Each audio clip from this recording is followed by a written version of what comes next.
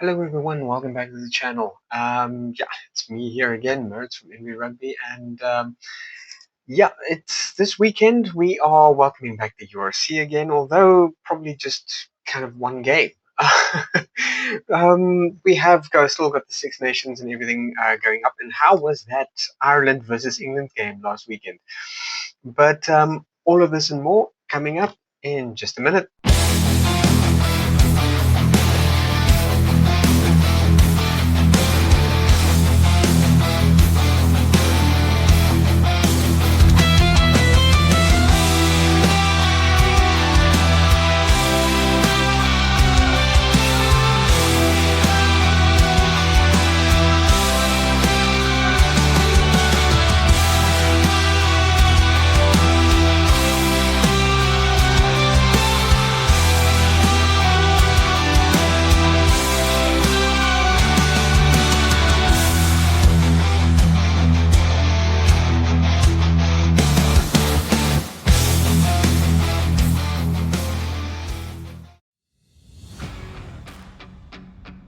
Anyway, guys, we have the URC coming up. Just the Stormers versus the Bulls. That will be, I think, on Saturday around about 2 p.m. Well, let me put it to you this way. In the last 5 meetings that these two teams have had, the Stormers walked away with a victory about 4 times out of 5. No teams have been announced yet, but the Storm is still plagued with a lot of injuries. I wonder how that's going to basically go down. The Bulls have been shining this season all the way, beating quite a few of the opponents. Although playing overseas hasn't really helped them that much. It's just they have to try and keep the attacks coming. They have to try and keep the pressure up.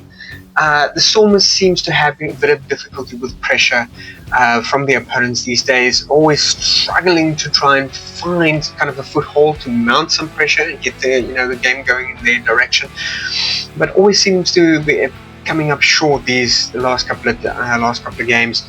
So we don't know what's going to happen. I'm holding thumbs for the boys in blue, for the Stormers as well, but the Bulls have been quite on form. Do I think the Stormers have a chance to actually score a victory this weekend? I think so. They do have quite an equal chance if they can get their act together. They are a strong team, but they need to get some cohesive team play going. Although it's very, very difficult, they can do it. They can do it. They've shown us before that they can do it. But they shouldn't just try and go for phase after phase. Try and work on the ball handling skills. Try to minimize the unforced errors, and then try and break through, looking for the gaps in the defensive lines as they mount on the offensive. They got to keep it on the offensive the whole time. The more ball position we have, the more chances we have to try and mount an offensive, and if we can keep the ball position going, then we can actually try and find the weak spots and the opened gaps that open up within the Bulls defenses, and then try and capitalize on those. But Bulls, like I said, they've been on top form this last season, so it's not going to be an easy game. Holding thumbs for you guys, but it's going to be a tough one. I can guarantee you that. I'm not going to hazard a guess as to the margin, but I'm really holding up for a Stormers victory, and they sorely need it for this weekend. Well, the Six Nations is also continuing this weekend. Like I said, the fantastic game that was between England and Ireland. Ireland scoring the absolute victory on that one, but England really gave a tough defensive play, and a tough comeback towards the opponents, really trying to push through right at the end. Ireland was comfortably ahead from the start of the second half, as they just absolutely motor through with all the tries scored, but unfortunately for England, they really tried to mount some kind of an offense again within the second half, and they nearly did it. They did come within 7 points, to score a bonus point there for themselves, to try and wrestle a victory away from the Ireland. Unfortunately, they didn't quite make it, but they nearly did. I mean, they came back strong in the second half. Ireland put up a good fight, good defensive fight in the second half and all of that. But yeah, it wasn't enough to kind of stop, I think, another two tries just before the end of the game that they scored for England. So yeah, what's going to happen? It's going to be France versus England this coming weekend. They're playing in the Twickenham Stadium, and then of course we're seeing Wales going head to head with Italy at the Stadio Olimpico this weekend as well. So it'll be interesting to see what happens there. Wales have not been performing very hot this last season, last year and this year. And Italy, there's sort of equally matched this, but it'll be quite interesting to see if Italy can actually wrestle a victory away from the Welsh. So it'll, again, definitely something to look forward to. The under-26 nations is going head-to-head between Scotland and Ireland, and that will definitely be something to look out for. The Irish obviously being an extremely strong team this season as well. So yeah, something definitely to look forward to on that front. Well, on some sad news, Eben Mapimpi is still out for the count for the Sharks.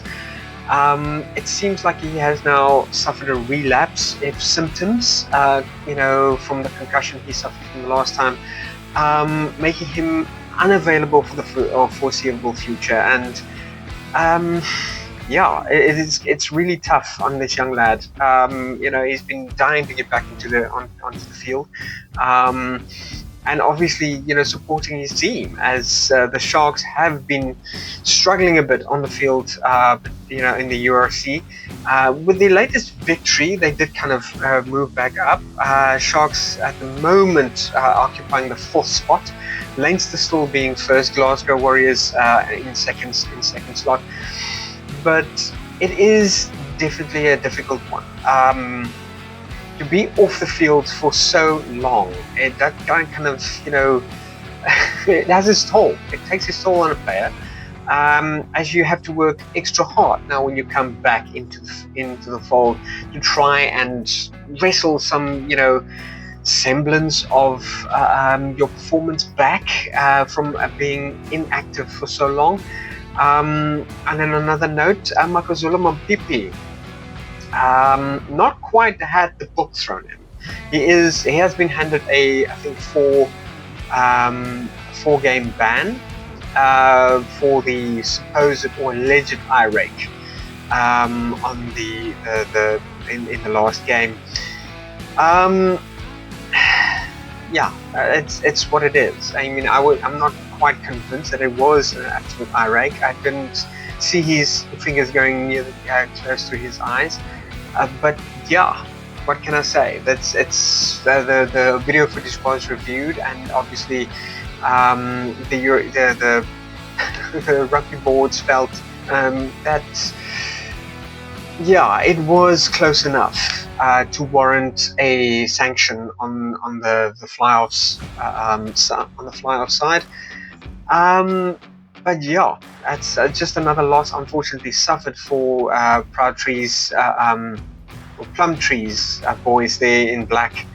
So yeah, what's going to happen ahead? There's still a lot of talent within the Sharks team. We still have Apelele Fase, they still have Bongi Mbonambi, Siya Kolisi. He's unfortunately the rumors of Siya Kolisi abandoning the Sharks, coming down to Cape Town, was a bit premature. Seeing that Siya Kolisi still has a active contract with the Sharks, and I think the Sharks is going to ride that one out, in not allowing the lock to abandon that ahead of schedule. But yeah, who knows what's going to happen? I think the contract expires around about 2027. And Sia has been quite, eager to get back down to Cape Town to be with his family. It's quite tough on the young man. He is missing his children, obviously, and yeah, ever since the divorce from his wife Rachel Khaleesi, that I can imagine must be quite tough on him, not seeing his family for so long. And then, of course, his responsibilities towards the Springboks that's coming up for the 2027 World Cup. That's going to be another one, another obstacle he's going to have to go over. But we'll have to see what happens in the sort of near future. But there's still a lot of talent within the Sharks. I don't think the loss of Eben Etzebeth is going to be hitting them that hard. But I think the one that's going to come out the hardest hit by that is basically Eben, as he's now falling way behind in practice. And is obviously his fitness. I'm pretty sure he is still staying, in the gym, trying to keep his fitness up and everything. But he needs practice on the field.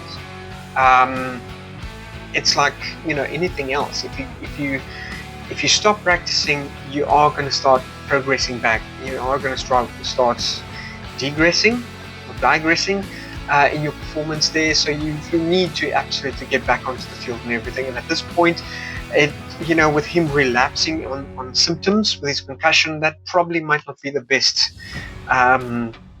choice. Probably against the all doctors' recommendations as well. But we hold thumbs for him, and hope to see him back on the future, back on the field in the real soon future. Well, with the injury update for the Sharks, as it stands, basically we have Andre Esterhuizen that's off, Apelele Fassi that's also off with the injury there. We have already mentioned Eben Etzebeth, Emmanuel van Heerden. Then we got Emmanuel Tituka that's also off, Fez Mbata, Gerbrand Grobler, and then James Venter and Oxen Chair as well. So yes, quite a lot of injuries plaguing the Sharks at the moment. Although there are quite a few options, like I said, a lot of talent going into the Sharks there. And we're hoping for the best, even for those guys, to hopefully we'll see them back on the field pretty soon, and that it's not that serious and or long-lasting injuries, for that matter. And then we're also hoping to see Sasha Zulu back onto the field pretty soon. He also have been quite plagued with recurring injuries, from concussions to knee injuries to shoulder injuries. The biggest problem that we might have is that when somebody like Sasha runs on the field, and Apelele Fassi is basically the same, as well as Grant Williams. These guys, they want to perform. It's like they have something to prove on the field, and especially if you take the fact that Apelele Fassi, Sasha Zulu, they are both breakout favorites, especially within South African rugby. They are the newcomers, young blood, fresh blood coming in for vying for that green and gold jersey. So they definitely want to put the best foot forward, and often, unfortunately, that comes with sometimes a complete disregard for their own safety. We see them constantly taking high risk chances within rugby, and that sometimes, unfortunately, has got quite a negative impact on the players. Seeing Apelele Fassi going in for the high ball constantly, the same with Sasha Zulu, and often they have these in the air clashes with other players, which resulted in really bad landings and often injuries.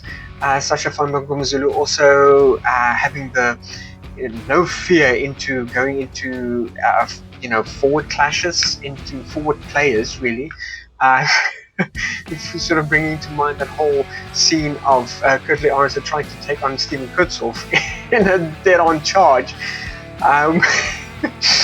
it's like hitting a brick wall. It's like a block of a house, and you're thinking, hey, let me try this. If you think you're going to try and do a Cheslin Colby onto a French player, you're not Cheslin Colby. And it's something very rare to see, a small player like that take on a rather, a forward player and having the opponent sitting on his ass. It's not something that happens, and especially not somebody when you take on somebody the size of Steven Kutzoff or even Vincent Koch. I mean, these guys are monsters of men. But yeah, I mean, it's these kind of play that often results in injuries, and you kind of have to feel, these kind of daredevils. You fear for their safety as well, but you're out there because you want to see this action happening, and they always deliver, and that's what makes them the fan favorites. I just wish they would take their own safety into account a bit more than normal. But yeah, that's what makes them stars, I'm afraid. But moving on from there. And finally for tonight, it seems like this the headlines basically: cheaters to knock doors down to get what they deserve. Now, this is after the new CEO Rory Duncan has been announced for the cheaters, and not a stranger to the Bloemfontein side. He was quite instrumental in the participation of the cheaters' overseas, or participation in overseas tournaments like the Pro 14 after they've been excluded from Super Rugby. The 47-year-old ex-Shark player and ex-Southern King player has already started outlining his plan to try and make the cheaters great again.